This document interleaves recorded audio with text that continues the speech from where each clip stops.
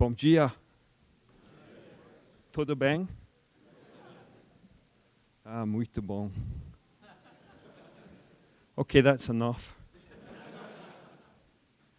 How many of you know Allison Valley? Sure, yeah. So Allison says that I always bring the rain to Brazil. The first time I came here to Sao Paulo was October 2008, and apart from one time when I went to Rio de Janeiro, I always bring the rain with me. Sorry. All right. Ball tampering. Maybe not a topic that comes up very often in a country where you're obsessed with football.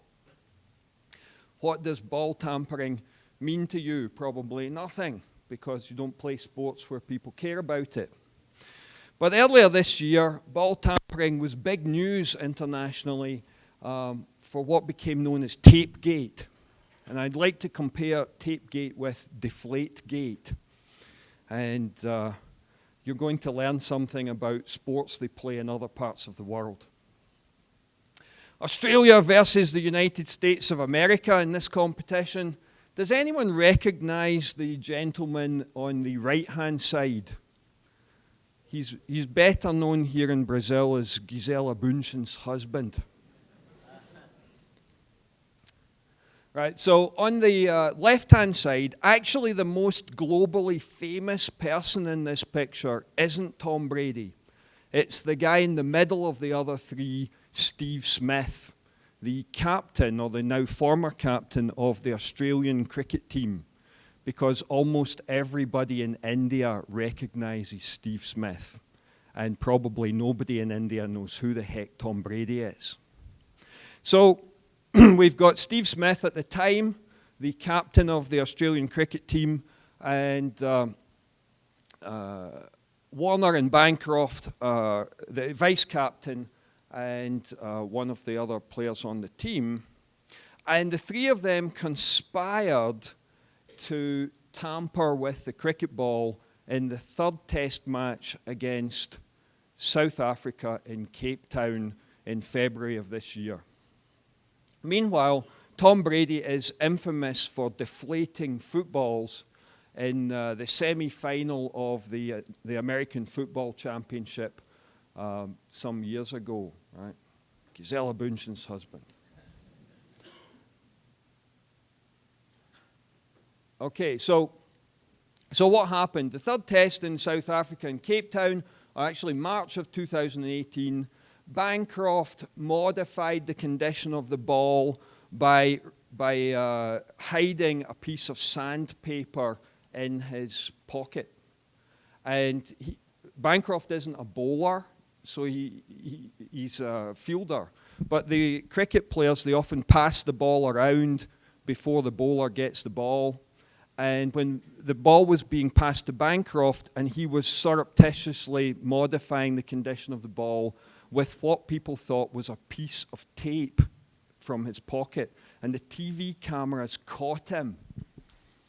So, meanwhile, Brady in 2015, in the semi-final of the championship, it was a very rainy day, a cold, rainy day in slippery conditions, and he conspired with the backroom staff at the New England Patriots to deflate the 14 footballs that they used during the game so that the ball was a little squidgier and easier to hold in the wet conditions, and this enabled them to win the semi-final and progress to the Super Bowl, the final of the championship, against the Seattle Seahawks. Now, what happened next in March of 2018 when the Australians were caught cheating against South Africa? Well, first of all, we might ask the question, did the cheating actually work? Did they win the game? And no, they didn't win the game. In fact, they lost the game by more than 300 runs. And as some of our Indian colleagues at Lean-Kanban India said, that's a disaster. So they didn't win, but what happened to the perpetrators? Well, immediately Smith, Warner, and Bancroft were sent home, and they didn't play in the fourth test match. An official apology from Australian cricket was issued by their president, David Peever, and the Prime Minister of Australia essentially made a national apology on behalf of all of Australia. And I guess I pressed the wrong button there. Okay. Malcolm Turnbull, the Prime Minister. Meanwhile, what happened to Brady after it was discovered that he'd been deflating the footballs? Well, not very much. They were allowed to play in the final. They didn't replay the semi-final. They weren't penalised in any manner. They were allowed to play in the final, where they narrowly defeated the Seattle Seahawks by 28-24, winning the football championship, winning the NFL Super Bowl. So, not very much, at least initially.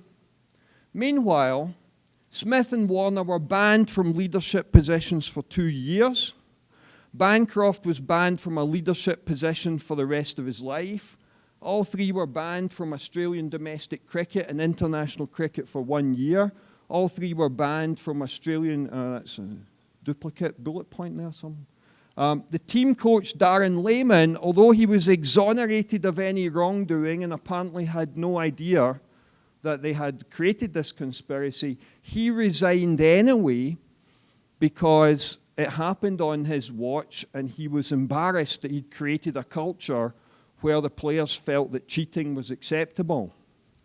And all three were given a one-match international test cricket ban, and they were fined 75% of their match fee for the third test match. We're not finished yet.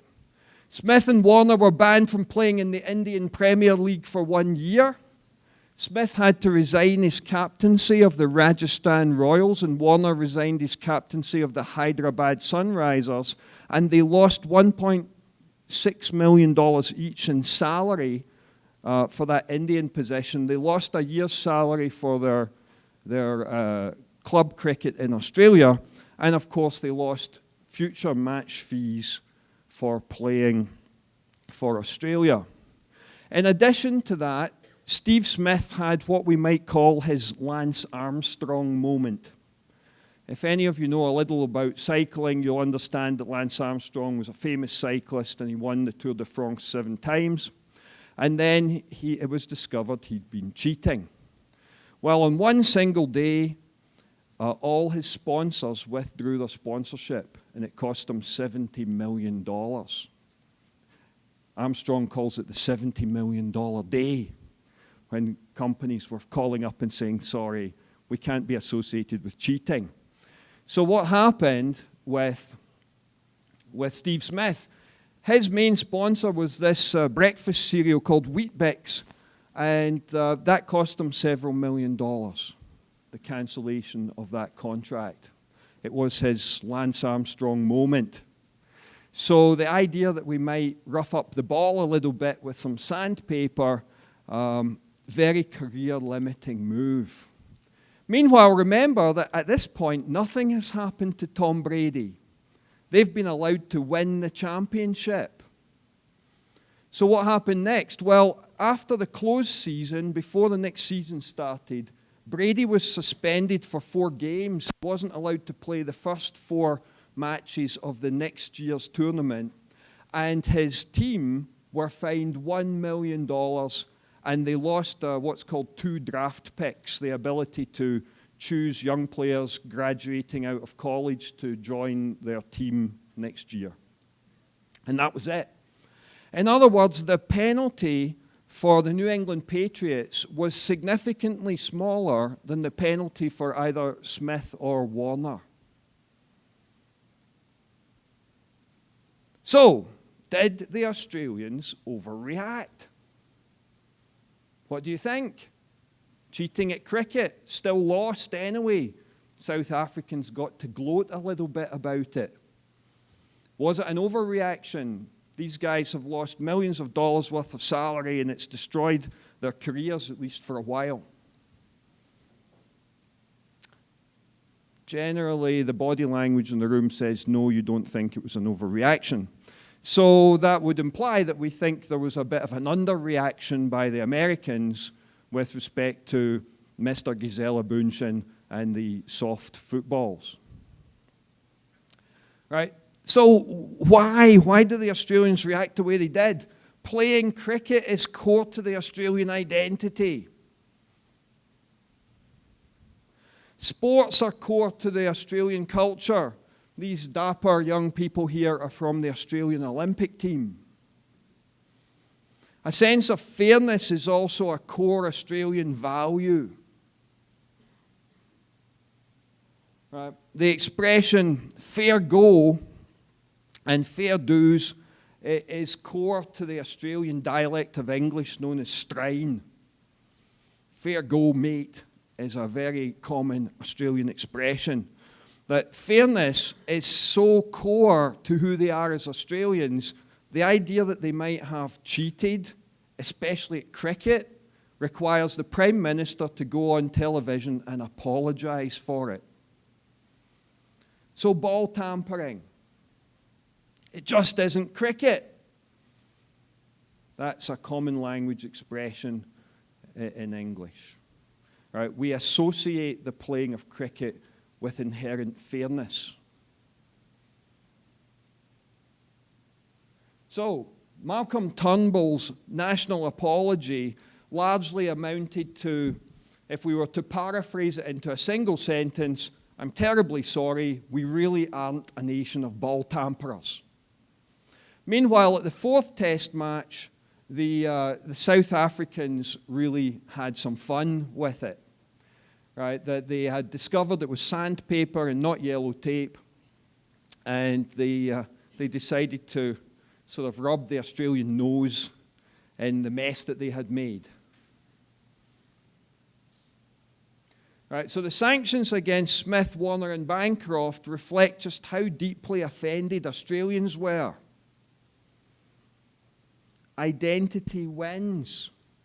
If you want to look for an explanation for behavior from your politicians, behavior from your bosses at your company, behavior from people who are resisting the new ideas that you're trying to introduce, look for an identity-related explanation to that resistance or that bad behavior before you consider anything else. Identity is more important than why. It's more important to understand who people are, who a company is, what their culture is, than it is to understand their purpose. Because the who they are will overrule their decision-making. Time and time again. Right? First who, then why. There's a guy called Simon Sinek has made himself very famous telling you that first why, customers buy your why. Why is the most important thing? No, it isn't. Every politician knows this. Who you are is more important than why. Why is important, but only after you've dealt with the who, only after you understand the who. Right? If it was just about cricket, the sanctions would not have been as strong against Smith, Warner and Bancroft. Their actions, on the other hand, they lost the cricket game, but they completely offended the Australian identity and they had to be severely punished.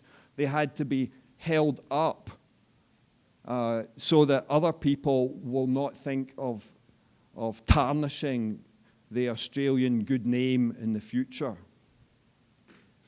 Right, so that was just the intro to get us warmed up. And now for the real talk, right? Leadership, maturity, and social engineering for organizational success. And we're going to learn a bit more about these two gentlemen, also both South Africans, in a little bit. Now, those of you who were here last year, who was here last year? Quite a few of you will remember that we launched the beta for something called the Kanban maturity model. And in the spring of this year, and this doesn't pop up very well on these, bad choice of colors, sorry. In the spring of this year, we launched the book, Kanban Maturity Model book. So this year I'm going to talk about what sort of leadership qualities are required in order to be able to move up this maturity ladder. The thesis of this talk is that the organizational maturity will always be limited by the maturity of the leadership. All right, so the Kanban maturity model puts culture and leadership before practice adoption. And I've just said the thesis is that if you don't have the right leadership to create the right culture, you will not be able to sustain higher, deeper levels of organizational maturity. And why might you want these higher, deeper levels of organizational maturity? Because that's where the money is. The better economic performance comes from high maturity organizations. All right, so these are some pictures. The detail, if you're in the workshop tomorrow, you can learn about it, of the maturity model and its 6 levels, or 7 levels if you include 0. And therefore, we might want leaders that aspire to level 6. All right, so a level 6 leader is someone who's capable of challenging how we do stuff, what we do, what we choose to do, what we choose to include in our portfolio, what we choose to leave out, why we're here, what's the purpose of this organization, what are we trying to do with this business. But most of all, a level 6 leader can challenge who we are, and are we still relevant in the modern world. So we need to understand what it takes to have a leader who's capable of doing that. We need to codify leadership maturity. We, meaning me and my colleagues, Lean Kanban Incorporated, we need to be able to codify leadership so that we can teach it, so that we can teach people what is necessary so that you can enable the level of organizational maturity that you aspire towards. And unashamedly, this talk has been inspired by my extended stay in South Africa at the beginning of this year, where I got quite a lot of material, as you will see. Now, I want to give you a little problem to think about while I'm doing the rest of the talk. And this is a level.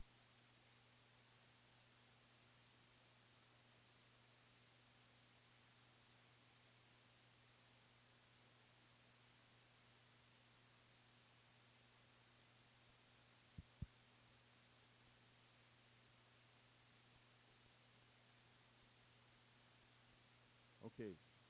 So what we have here is a level 6 leadership problem.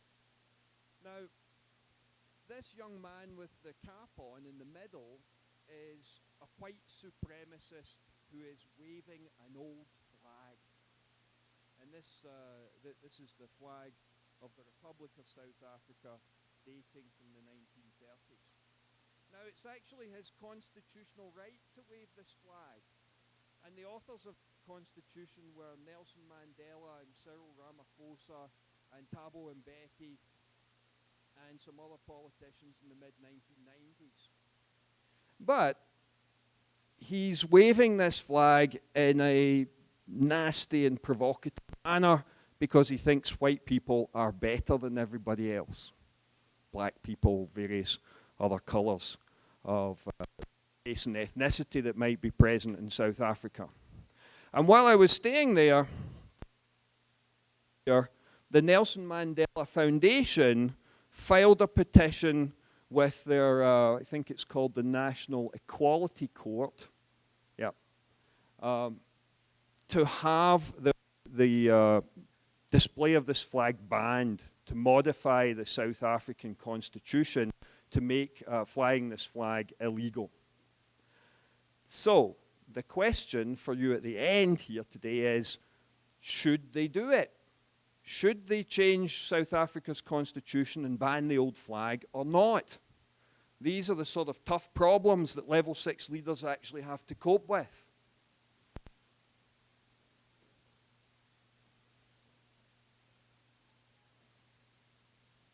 All right, so let's talk a little bit about leadership maturity.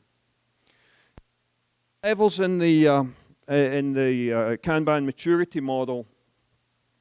And last year at our India conference, we always have a member of the Hindu clergy, a Hindu Swami, as a keynote speaker. And last year's Hindu Swami, Sri Swami Shantamananda, his speech resonated with me quite strongly. And it made me change a lot of my material because I had the epiphany from what he was saying that lower maturity levels represent what he was calling selfish, individualistic culture, and higher maturity levels from about level 3 upwards represent what he called a contributor society, that there was altruism, that our business has a purpose, and that purpose is to serve people, to serve customers, to serve the general public, perhaps to serve the community that we're part of. So levels 3 through 6 are this service-oriented contributor culture. And levels 0, 1, and 2 are this self-centered, selfish, individualistic, tribal culture. So level 0, level 1, level 2, doing better than the other guy, and that's all I really care about. I can look at him and say, ha, I'm better than he is. We are doing better than the other guy. So our team can look down the corridor at another team in the building and say, ha, we are smarter than them. And this is a world of jealousy, envy, greed, and seeking exhilaration. Because we're not actually very fulfilled. Because it's all about us. It's a world of Schadenfreude. Schadenfreude is a German word that we borrowed in English because we don't have a word. And Schadenfreude means taking joy at the misfortune of others. Now, interestingly, even the Germans do not have a compound word for the opposite of that. Right, so there's no opposite of Schadenfreude, and it's quite hard to find one. Researching in the English language, we've borrowed words from other languages. There's mudita, which is a Buddhist term meaning appreciative joy at the success and good fortune of others. And then there's altrohedonism, which means pursuit of pleasure through the selfless concern for the welfare of others. In other words, we're not very good at this.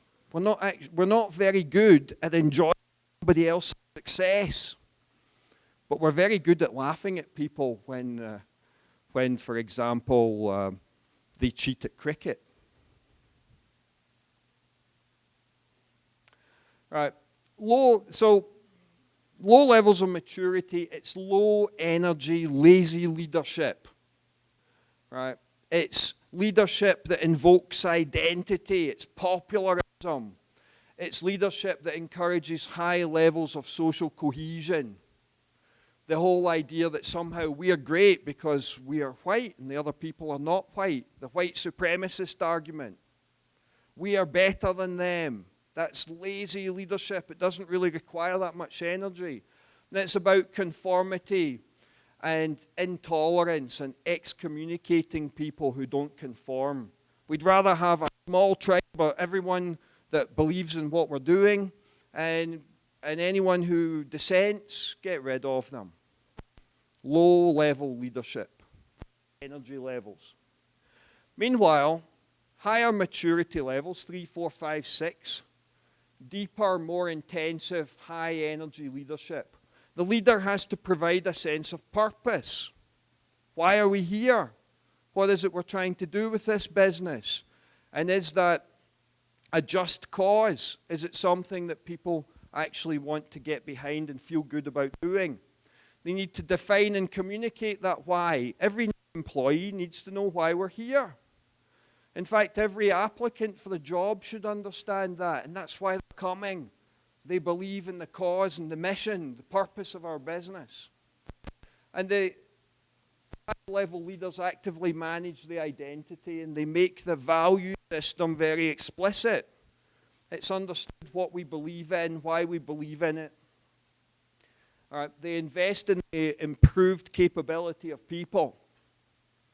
They take a long-term view in doing the right thing.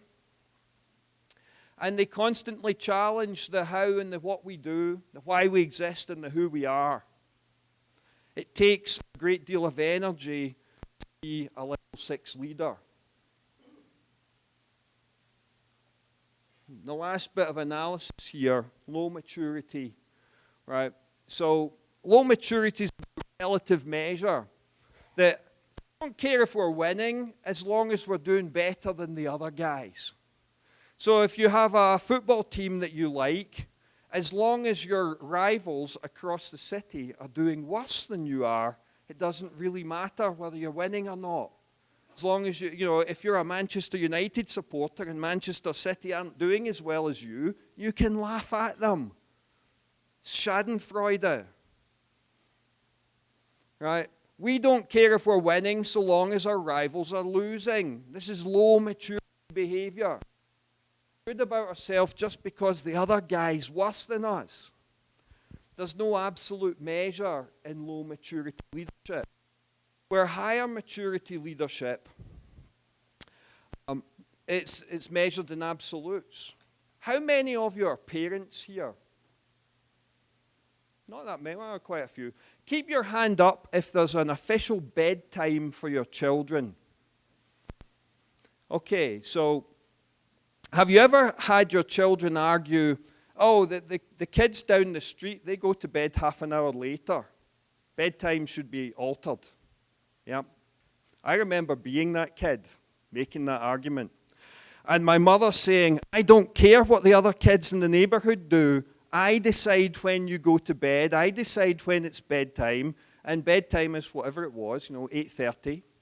Depending how big the kid is, right? That's an absolute measure. It's not a relative measure, right? That's maturity level 3 parenting. Right? The parents don't care about other families' values. They've got their own values. And they're going to live according to those. All right? So, higher maturity levels, people compete with themselves and they compete with perfection. They don't compete against the others directly. Now, one of the best examples of this for me personally came from my older daughter when she was a little younger. So nowadays she's about 16, almost 17, and she's a gymnastics coach. But back then she was a gymnast. Reasonably good, not great, definitely never going to the Olympics. But good enough that at the age of 11 and 12, she won the state level championship 2 years running. And she did that because she doesn't compete with the other girls. She did it because she competes with herself and she competes with perfection. And she knew she wasn't all that great. But she chose things that she was capable of landing and she landed them perfectly. And as a consequence, other girls who were overly ambitious tried to do things that were very flamboyant. In the competition, in the heat of competition, they didn't land them accurately. And consequently, they didn't win. So the following year, she didn't win the championship. She was 5th. And I was driving her home. She's in the back of the car. And she said, yep, 5th place, that's about right. I'm not the best. She didn't actually care that other girls had beaten her. Right? What she cared about is whether she had performed to her best ability. She had done the best that she could do, and actually 5th place in the state championship was a fair appraisal of her ability. That's really high maturity for a 13-year-old. So that's what we mean, that high maturity organizations, they measure themselves against their own standards and against the pursuit of perfection. It's not so important whether they're winning or losing. If they're not winning, it's because they're not good enough and they need to get better. High maturity teams high maturity individuals, they don't cheat in order to win.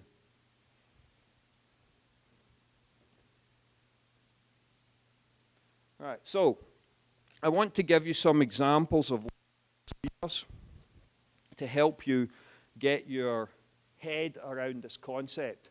I don't expect any of you to know this gentleman. His name is Hardeep Singh Kohli, and he is a comedian and celebrity TV chef in the United Kingdom. You might also notice that he's Scottish. But he's not your typical looking Scotsman, right? He's wearing an Indian tracksuit top, and he's got a turban. Right? He's a Sikh Scottish person. In fact, he was not even born in Scotland. He was born in London to Punjabi Indian parents. And yet, he is one of the modern faces of the Scottish National Party.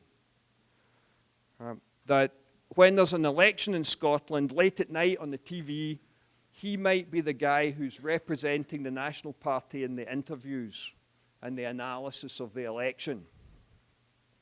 Because families like his arrived in Scotland in the 1970s, and his generation, he's 2 years younger than me, they integrated into the society. And he speaks with a stronger Glaswegian accent than I do, and both of my parents are from Glasgow. Redefining the concept of what it means to be Scottish. Redefining who we are. And the Scottish National Party's movement is about the idea of redefining who we are as Scottish people. And you know what? If Polish people want to come and work in Edinburgh in the hotels, let them come. We must be doing something right if the place is full of Polish people who think Scotland's better than Poland. Right? Where the low maturity argument would be, get all the Polish people to go home. Right? That's called Brexit. Most of you will have heard of this gentleman. It's a lot of his life in Seattle. He's buried there. His wife lived there. He went to university there where he studied philosophy. Some of you have seen me talk about Bruce Lee in the past. Bruce Lee reinvented Chinese martial arts. Came along and said, yep, the way you've been doing it for 3,000 years, maybe not. Let's do it a different way. This is Billy Beane, who was the general manager of the Oakland Athletics. He's largely credited with reinventing the sport of baseball over the last 20 years. You know you've done something right when you're still in the job and Brad Pitt plays you in the movie. Right?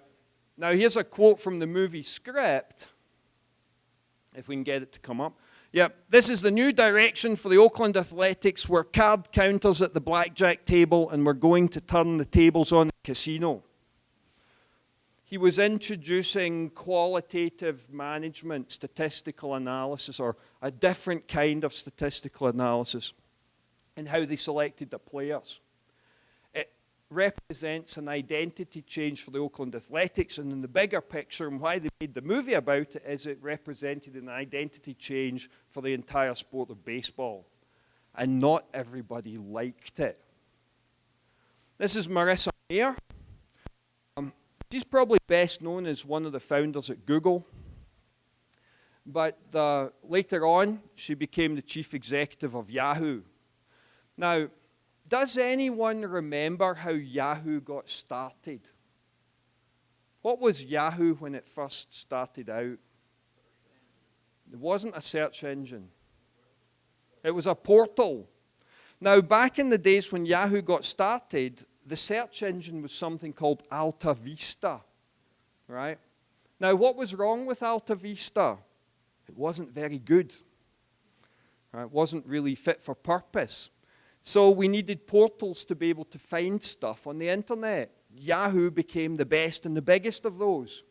Now, what killed Yahoo's business was called Google, the first fit-for-purpose search engine, the first one that was good enough.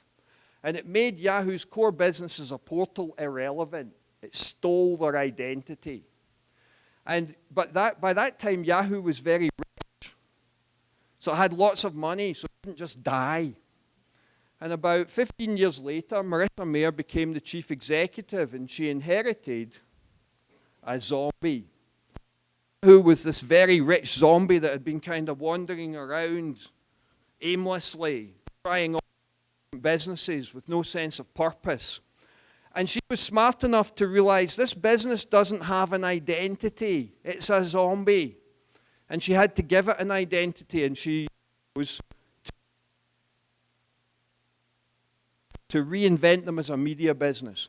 And once she'd made that choice, it became obvious to the business to close, which bits to sell off, which bits to invest in, and which new bits to start. And eventually that resulted in Yahoo being sold to Verizon in what was really a very significant turnaround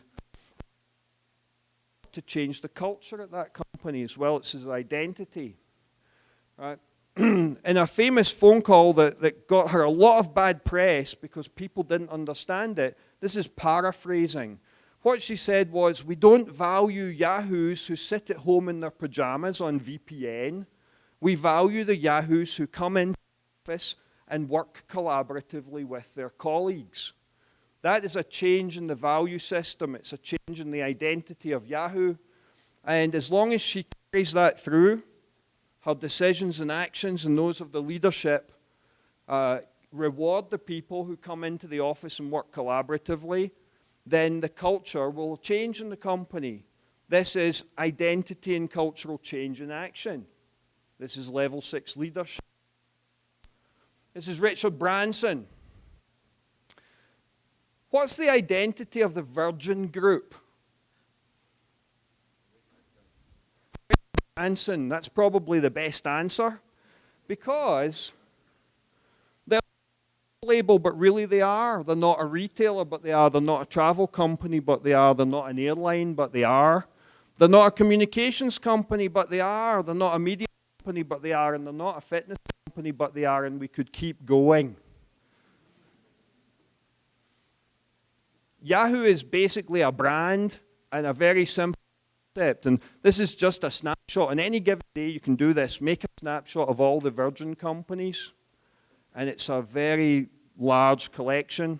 And what binds them together is this idea, the brand essence, which says we're fun, we're irreverent, and we're associated with superior customer service.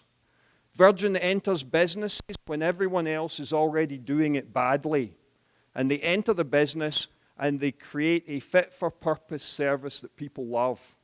Whether it's a record label, whether it's a record store, whether it's an airline, whether it's a mobile phone company, whether it's a fitness center. This is Lou Gerstner, and I'm not paying attention to that because I started late and also you're running ahead of time. I'm actually keeping an eye on the time here, so just stop showing me that. This is Lou Gerstner. Now, he became the chief executive of IBM in 1991, and he kept that job for 10 years. Any IBM employees here? There are a few IBM people in Brazil. Now, Gerstner reinvented IBM. He reinvented it from a mainframe company to a professional services company. Now, in 1991, he was under pressure to break the company into 5 bits. And the founders of IBM, the Watson family, they didn't want that to happen. They're the largest shareholders. And at that time, Thomas Watson Jr., who was an old man, he was still alive, and he secretly met with Gerstner. He arranged to be in Gerstner's car when the driver picked him up from his house one morning on the way to the office. Gerstner got out of his house, walked down, got in the car. Thomas Watson Jr.'s in the back of the car. There's only one thing on his mind, which was, what are you, Lou, going to do to save my family's business? Why? Because IBM was within about 2 weeks of failing to make payroll. They were in a cash crunch and their credit was unlikely to be rolled over to file for bankruptcy. And Gerstner was under pressure to sell the company off in 5 bits, and he held a press conference after this meeting with Thomas Watson Jr., and he said, the last thing IBM needs now is a new strategy. We're just going to get better at what we already do. And then he very quietly went about deconstructing the company and reinventing it as a service business over a 10-year period of time. Very remarkable turnaround. Now, IBM had a history of this. It had reinvented itself a few times. 2011, the CTR was the original name, the Tabulating Machine Company, International Time Recording Company, Computing Scale Company, and the Bundy Manufacturing Company were merged into one by Thomas Watson Sr. And in 1924, they rebranded themselves International Business Machines after they had opened a subsidiary in Canada the year earlier, which they called International Business Machines. And that was so well received that they thought, hey, we should call the whole company this. In 1964, the son, Thomas Watson Jr., reinvented them as a mainframe company. They did some other things like PCs and printers. Their identity continued as the mainframe company. As a professional services business in the 1990s and early 2000s, they sold off their PC business. And if you were paying attention, last year they announced they were selling off the mainframe business. No more mainframes at IBM going forward. So IBM 30 to 40 years, and the way that it has done it is to find that level 6 leader who can make the transition. The question is, who will be the next Lou Gerstner? Probably not the current chief executive. And maybe after her they need to find another Lou Gerstner, or maybe they can go one more jump of 5 years. But within the next 10 years or so, IBM will invent itself again. Now, the obvious concept is that the Watson. Why is it called Watson? The family who started the business. And what is it? A big artificial intelligence engine. So is IBM intending to reinvent itself as the artificial intelligence company? Maybe, but it's going to take the right leadership to get it there.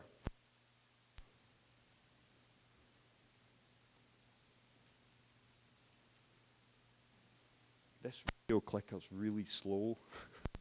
Okay, so Gerstner, in his book, said fixing culture is the most critical and most difficult part of corporate transformation. In the end, management doesn't change the culture. Management invites the workforce itself to change the culture. And he also said, until I came to IBM, I would probably have told you that culture was just among several important elements in any organization's makeup, along with vision, strategy, marketing, financials, and so on. However, he came to realize at his time at IBM that culture isn't just one aspect of the game, it is the game. If you're the chairman of the company, the one thing you have to work on is the culture, the identity, the values. The most senior person in the business has to be a social engineer. That's their only role, because culture and identity completely eat strategy for breakfast. Leave the strategy to the other C-level officers in the company. The head guy has to work on the culture.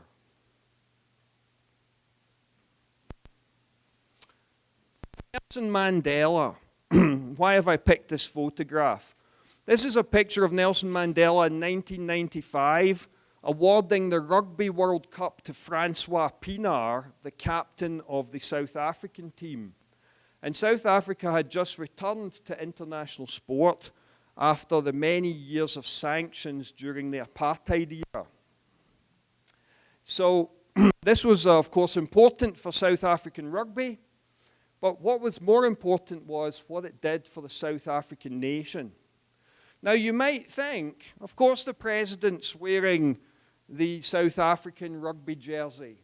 He's patriotic. But actually, if you grew up black in South Africa in the 20th century, That green jersey represented the enemy, the Afrikaners, the Boers, the ethnic Dutch white people, the white supremacists, the people who had created apartheid. This was the end of apartheid. And here we have Nelson Mandela openly wearing it. Now, the interview immediately after this presentation of the cup, Pienaar was asked by the interviewer, how did it feel to have the support of 47,000 South Africans in the stadium? To which he replied, we didn't have the support of 47,000 South Africans. We had the support of 43 million South Africans. Because Mandela had used rugby in the Rugby World Cup to unify the rainbow nation. Mandela's job as the president, and he was only a one-term president for 5 years after 27 years in jail and about 4 years figuring out the new constitution and the transition, the period that's known as the period of reconciliation. And his job was to reinvent South Africa, reinvent the identity of what did it mean to be South African. And he chose rugby to do it because he had to keep the white people on board, and he had to prevent what his wife, Winnie Mandela, had been trying to do, which was take revenge. He had to avoid South Africa becoming Zimbabwe 2.0. And this is how he did it. So level 6 leaders, why do they need a lot of energy? Well, enemies. People don't understand what they're doing. A lot of black people in South Africa did not understand why Nelson Mandela was encouraging the Boers with their rugby and wearing their Springbok green jersey. Their actions are often only appreciated retrospectively. They need immense resilience because every day they get out of bed and someone says, you're not doing it right. This is the wrong choices you're making. So they need a deep well of energy to fuel them. And maybe the Nelson Mandelas and the Richard Bransons of the world, they are outliers. All right. If you read a little bit about Nelson Mandela, you'll discover that when he was in solitary confinement in jail, he would get up in the morning and he would run the equivalent of about 10 kilometers on the spot every day. When they moved him to a cell where he shared with 6 or 7 other people, he got up at 5 in the morning and he ran laps of the cell for a couple of hours while the rest of them were still sleeping. All right, so identity, as I said at the beginning, and level 6 leaders, they realize that they have to reinvent identity. All right, they redefine it, they reinvent organizations by doing it. You don't need to be level 6 all of the time. But if you want to survive like IBM, you need that level of leadership periodically in your companies. Now, it would be worth briefly taking a look at what the other levels look like so you can compare. Level 1 leadership. This is Jacob Zuma, the 3rd president of the Republic of South Africa, recently ousted by his party, the ANC, and replaced with Cyril Ramaphosa. And Jacob Zuma was not of the same quality as Nelson Mandela. This is his house in KwaZulu-Natal, where he spent $24 million on a few upgrades. Presidential privilege. Needed a bit of extra security. This is Cyril Ramaphosa. He's the 4th president, the current president of South Africa. Cyril Ramaphosa, as a younger man, was the author of the South African Constitution and the chief negotiator during the reconciliation period in the early 1990s. Arguably, Mandela thought he was too young to become the president after him, and that may have turned out to be a genius move, because now Mandela's prodigy is the new president of South Africa, and there's hard work to be done there because Jacob Zuma's done a lot of damage over the last 9 years. Right? Level 1 leaders are selfish, often narcissistic and manipulative. Have you ever worked for one? Level 2 leaders.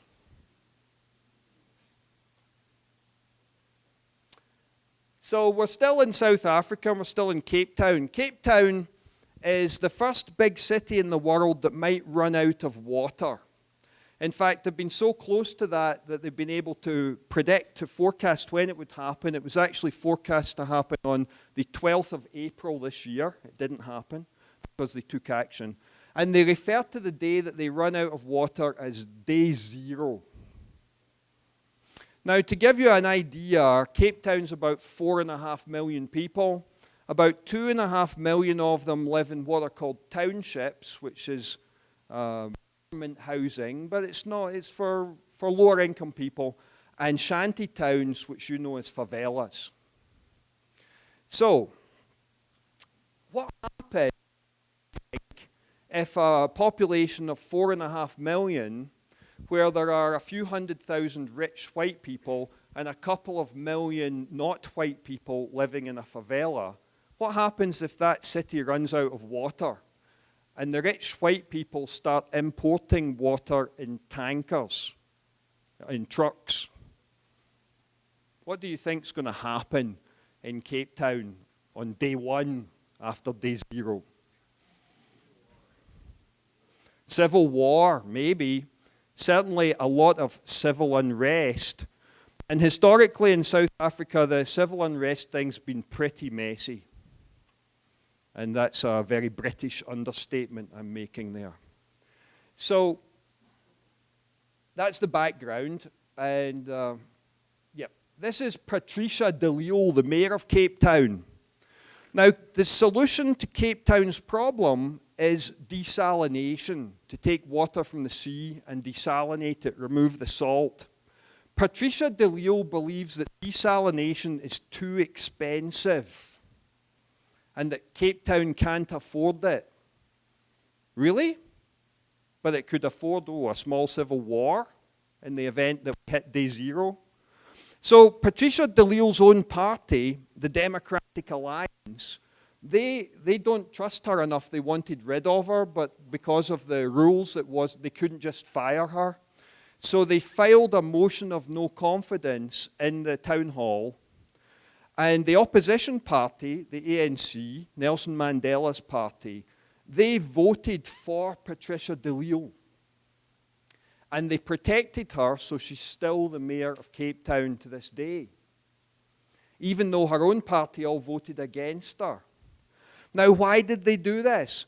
Well, the ANC believe that Patricia de Lille is so embarrassing that when it comes to the main elections next year, that the Democratic Alliance will take a huge loss and the ANC will gain as a consequence. But in the meantime, they run the risk of day zero happening. This is low maturity leadership. The ANC are exhibiting low maturity leadership. Patricia de Lille's kind of off the scale. Meanwhile, what happened on the very same day that Patricia de Lille was being protected by the ANC at a national level ousted Jacob Zuma and replaced him with Cyril Ramaphosa. At the national level, they exhibited level 6 leadership, where at the local level, they exhibited level 1 or 2 leadership at best on the same day.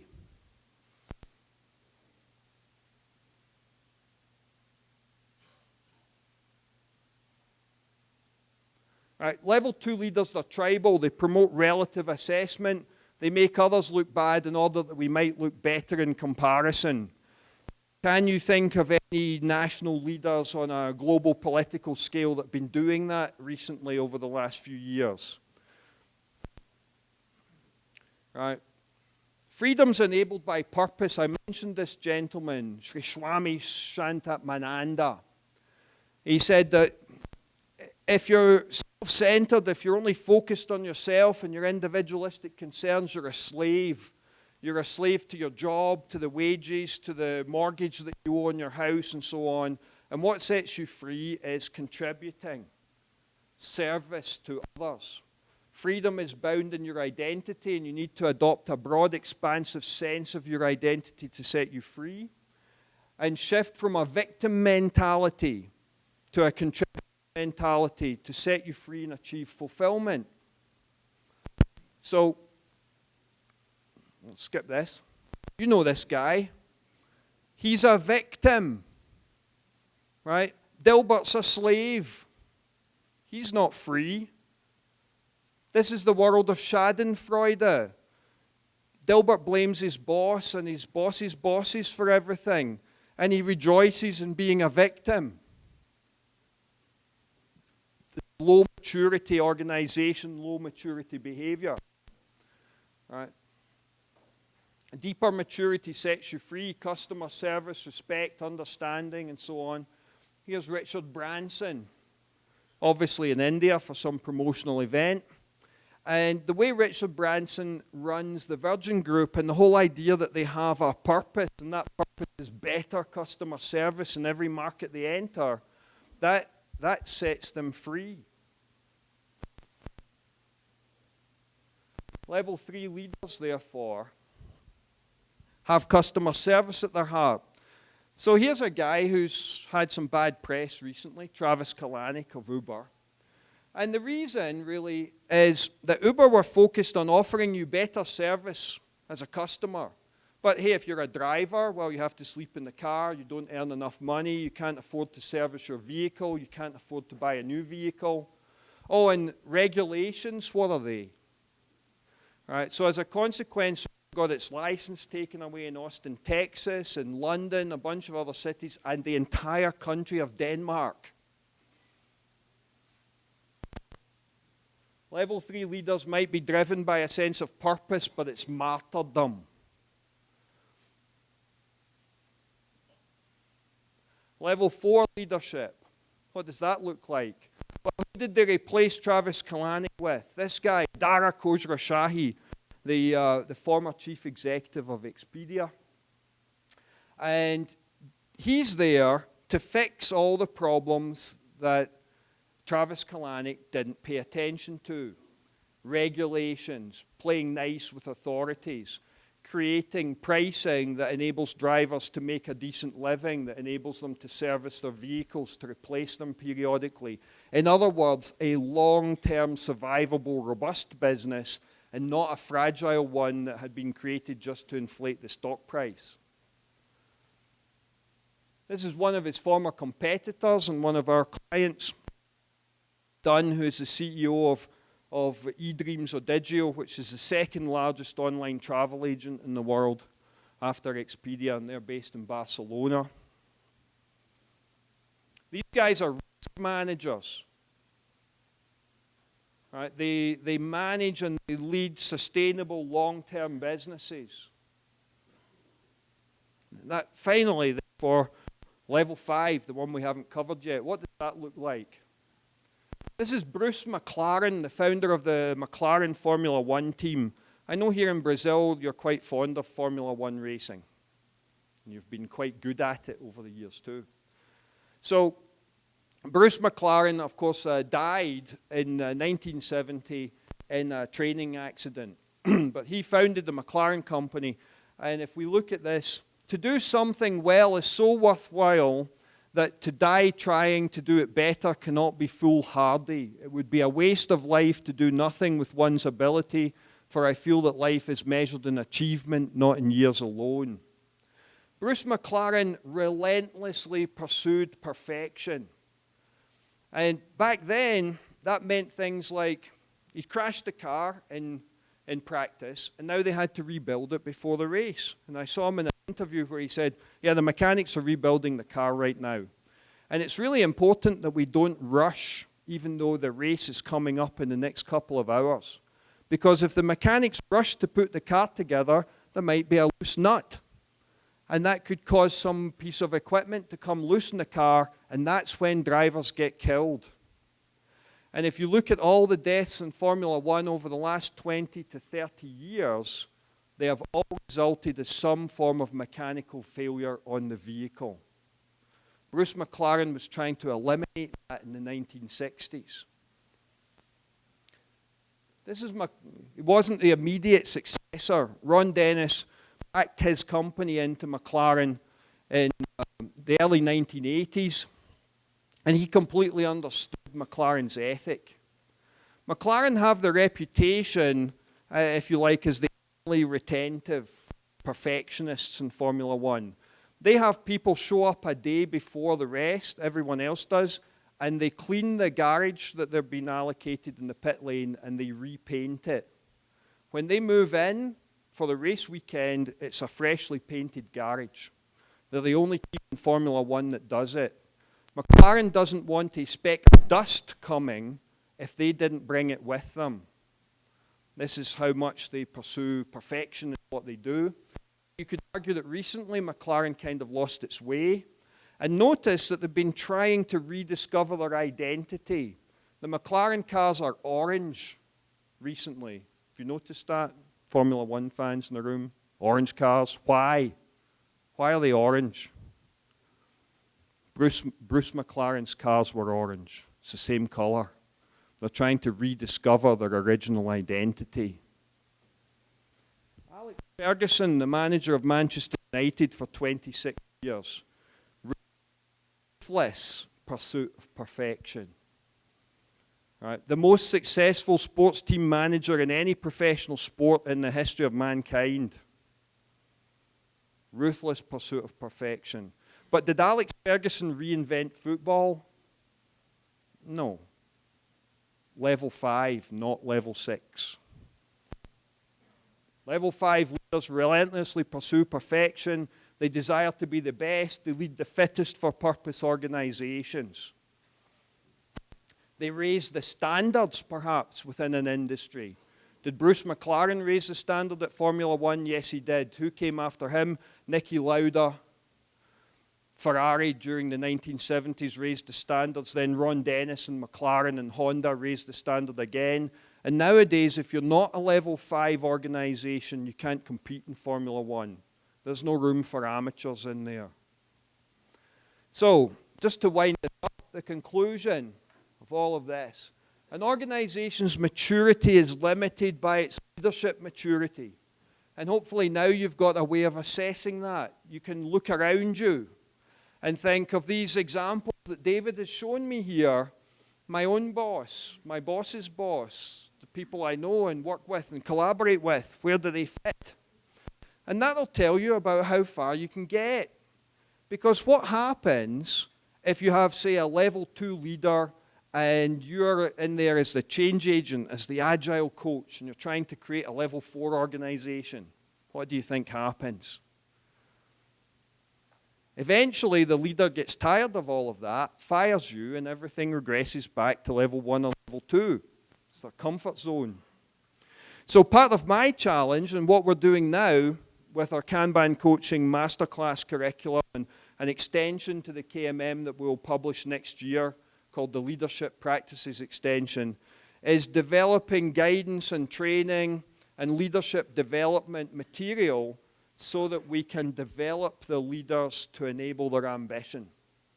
Because often we talk with people and they say, so tell us a bit about level 4 again. We said, well, a level 4 business is robust, it's sustainable, it's profitable, you've got happy customers, happy workers, and all the other stakeholders are happy. It's economically stable. You know, ooh, I'd love a bit of that. Yeah, level 4 sounds good to us. And then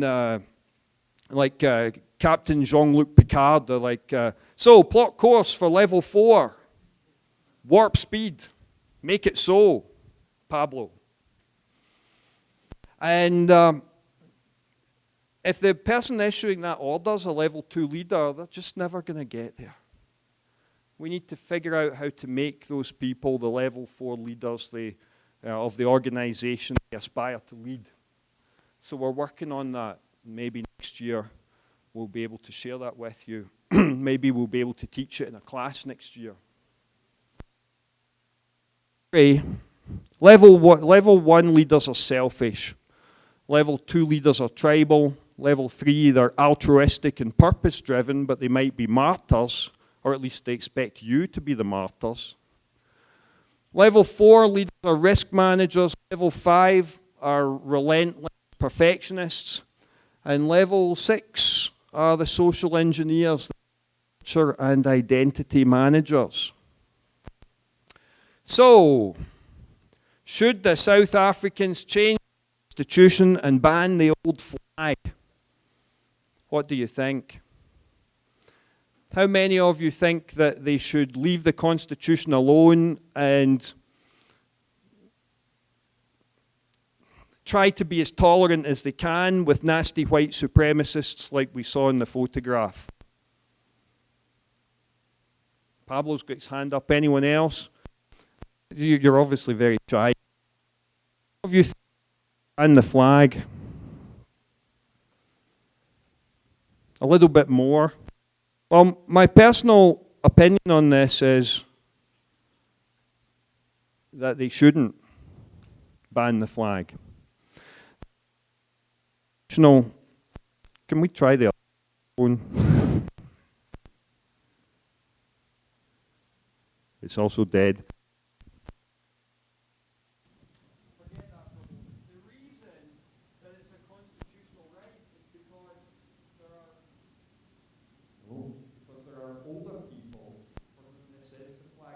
Africa.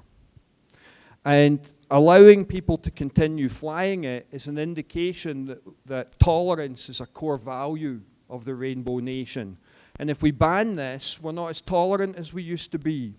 On the other hand, what we need to do is make it socially unacceptable to behave like this young man is doing.